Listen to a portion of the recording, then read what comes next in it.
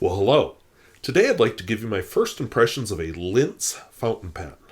And I'm sorry about this whole camera thing. I recorded this once, it failed, and I just don't want to set it all up again, so we're just going to do it real quick on the laptop.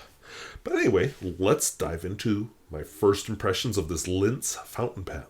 So, those wild and crazy Germans used to have a lot of different pen makers at one time, and this is one of those lesser known brands. This is a Linz pen.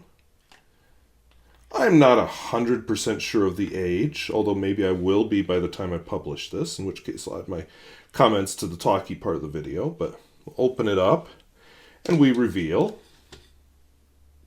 a plain black pen. So we'll get my nice title shot. So the plain black pen is, in case you weren't sure, made in Germany, and that is the only branding on it.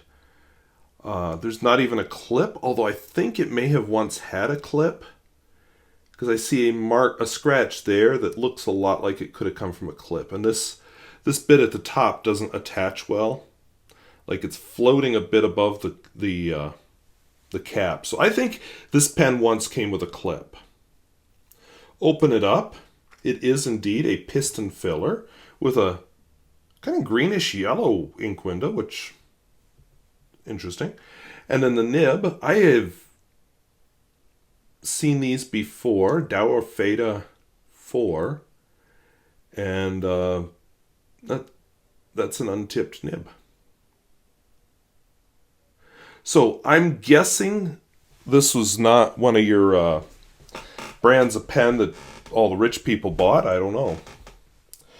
So I think we'll use a more pedestrian proletarian ink, Parker Quink washable blue. Oops.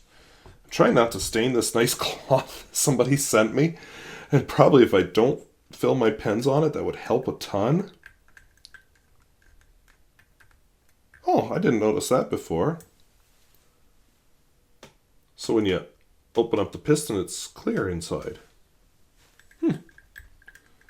Little detail I've never seen on a pen before. So it did some bubbling there, filled up nicely. We'll give it another snort.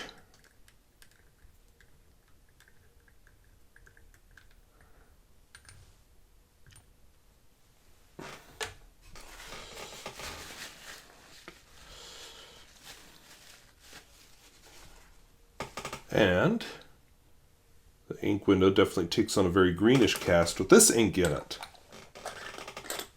So I looked up Dauer real quick, and it's duration. And Feder, of course, is feather. So Linz duration must mean long-lasting. That's how I'd interpret it. Long-lasting nib number 4. We have Parker Quink washable blue. This is writing relatively smoothly. Not the most exciting, but it is writing smoothly. So Parker Quink washable blue. Not a flex nib, although I'm seeing a tiny bit of line variation.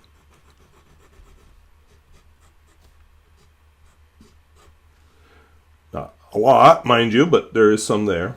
Wetness and flow. I think you can already tell this isn't really a wet nib. This is more of a daily writer type of pen, and my feeling is this is a pen for the masses, not a pen for rich people. So this is a pen you're just taking to work every day and using to do your daily workaday type writing. Smear test.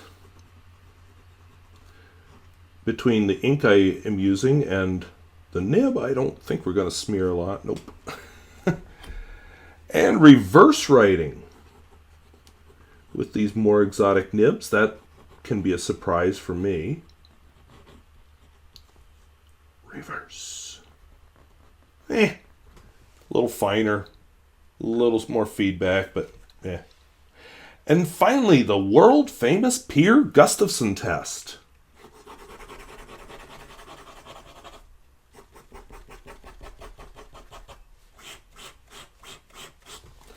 For all of its faults, I think it kept up. All right, so that was my Linz fountain pen. It's this fun little black pen here. Like I said in the video, I don't have a clip for it, so we're not going to do a pocket test. And I don't have a pocket on this shirt anyway.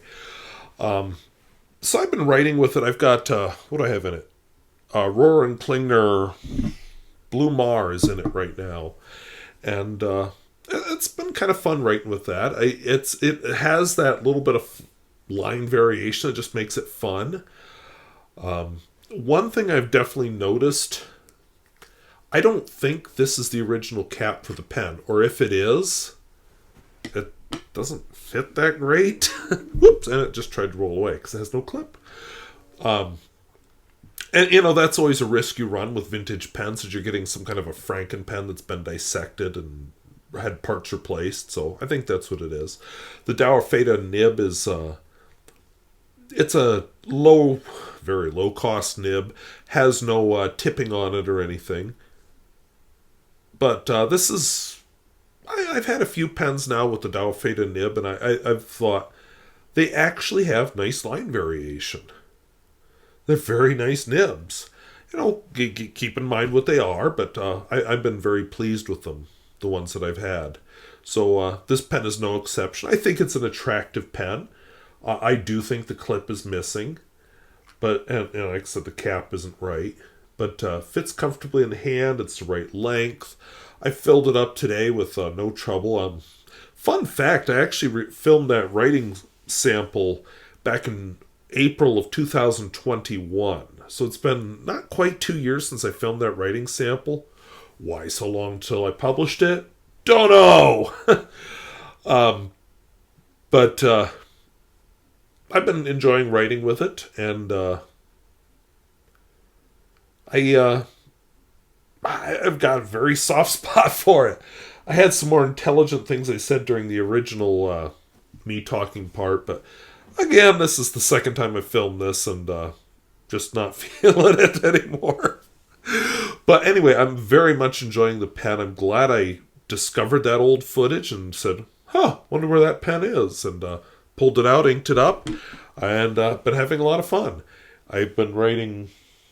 Oh, notebook's buried under my... got a blanket here. I got a blanket for Christmas. Buried under my blanket here, and... But anyway, I've been just enjoying writing with it. And so anyway, want to thank you for watching. And yeah, this is a good one. Walking away pleased with this pen. Thinking, why did I wait almost 2 years till I inked it up again? Don't have an answer. So anyway, I want to thank you all for watching. We'll talk to you later. Bye-bye.